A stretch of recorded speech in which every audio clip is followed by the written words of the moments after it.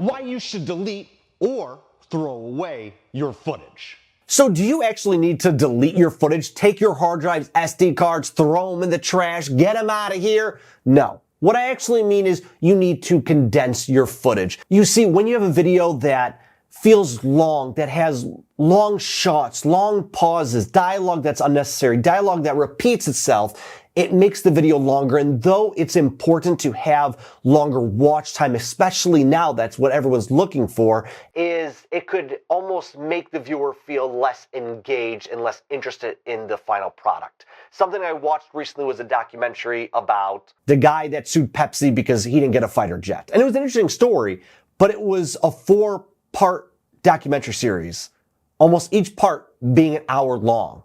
That's longer than the Snyder Cut. We'll keep that in because that's funny. So in order to start condensing your footage, you have to ask yourself 3 questions. Does this shot make sense? Does this dialogue move the story forward? And will this still make sense without this in? And if you answer no to all 3, then go ahead and delete it. And those same 3 questions apply to your intros, because though we may want to introduce our full titles, what we do, a funny sketch, something interesting in the beginning, it can sometimes feel irrelevant to the story or not truly engage as many as we're thinking we are. Think about it. There's probably some YouTube videos you've looked in the comments and it says, hey, video starts at 1:17, and you tend to skip through that. But some people will click on it and just go to something else opposed to skimming forward. But how do you condense? I know I mentioned, well, you just need to ask yourself these 3 questions, but if you film the video yourself, you're in the video yourself, you're editing the video yourself, it can be a little bit harder to put yourself in that situation. Well, the thing is, when you're editing, you're putting yourself, a lot of people are putting themselves in the perspective of themselves. What do I find enjoyable? What do I find funny? Where instead of putting it in the perspective of yourself, you need to put it in the perspective of your viewer. What are they thinking? What do they find enjoyable? Is this something that they would feel is important? This halfway joke through this tutorial or through this scene?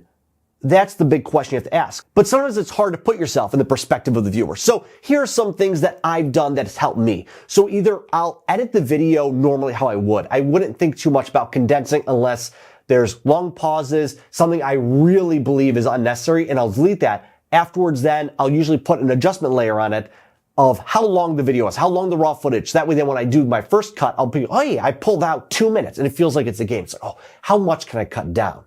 Then after I do my original edit, I'll go back and watch it again and try to think of the perspective of the viewer and really listen to what's being said. Does this feel like it's taking too long to get to the point? Are we repeating points?